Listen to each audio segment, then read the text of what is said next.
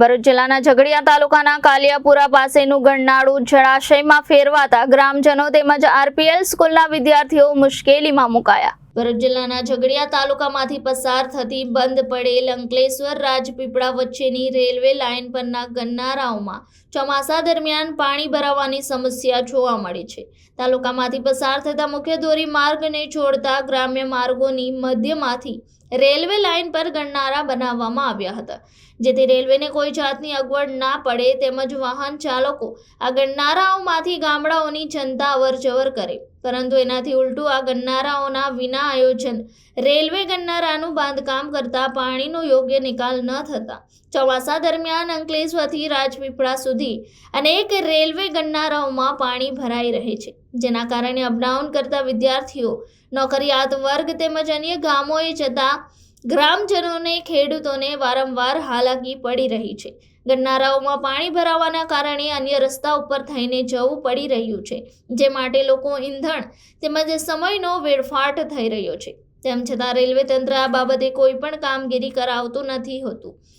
લોકોનું એવું કહેવું છે કે રેલવે તંત્રના પાપે લોકોને મુશ્કેલી વેઠવાનો વારો આવી રહ્યો છે। ત્યારે વાત કરવામાં આવે તો ઉમલ્લા નજીક કાલિયાપુરા ગામ પાસે મુખ્ય ધોરી માર્ગને જોડતા ગ્રામીણ માર્ગ પરના રેલવે ગરનાળામાં પાણી ભરાઈ જતા આ પંથકના ગામના લોકોને તેમના નજીક આવેલ રાજશ્રી વિદ્યા મંદિરના શાળાના વિદ્યાર્થીઓને મુશ્કેલીમાં મુકાયા હતા। આ સ્થળ નજીક આરપીએલ નામની કંપની આવેલ હોય, આ કંપનીમાં શાળા આવેલ હોય, જેમાં આજુબાજુના ગામના વિદ્યાર્થીઓ આ શાળામાં અભ્યાસ અર્થે આવે છે।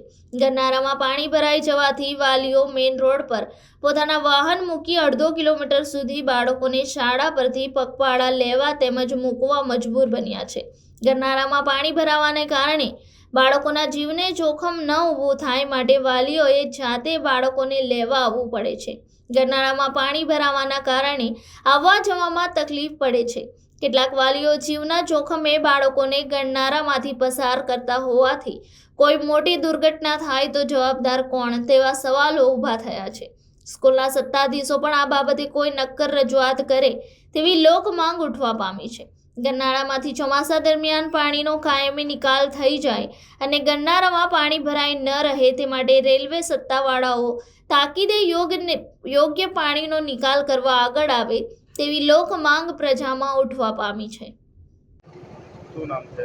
રિંકલભાઈ મુકેશભાઈ પટેલ, ઉમલ્લા આરપીએલ સ્કૂલ પાસે, કંપની પાસે આ રેલવેના નાળા નીચે જવામાં તકલીફ પડે છે। દર વરસાદે પાણી ભરાય છે 2-3 ફૂટ અને આવતા જતા સ્કૂલવાળાને બી તકલીફ પડે છે। એટલા માટે સરકારને મારી માંગ છે કે આ પાણીનો નિકાલ વહેલો કરે, નહીં તો છોકરાઓને સ્કૂલ જવામાં બહુ તકલીફ પડે છે। ભારત માતા કી જય। શું નામ છે તમારું? પરમાર મનીષ। ક્યાં આવ્યો છો? અહીં આરપીએલની સ્કૂલ છે, એ સ્કૂલના અહીં નાળા નીચે પાણી ભરાયેલું છે, એટલે અમે આ છોકરાને લેવા માટે આવ્યા છે। ક્યારથી પાણી ભરાયેલું છે? કદાચ કાલનું છે, કદાચ। બીજો કોઈ રસ્તો નથી? ના, બીજો રસ્તો નથી। સ્કૂલવાળાએ કોઈ વ્યવસ્થા કરી હોય? ના, એનો કોઈ ખ્યાલ નથી। રિપોર્ટર વિશાલ પુરોહિત, જનાદેશ ન્યૂઝ, ઝઘડિયા।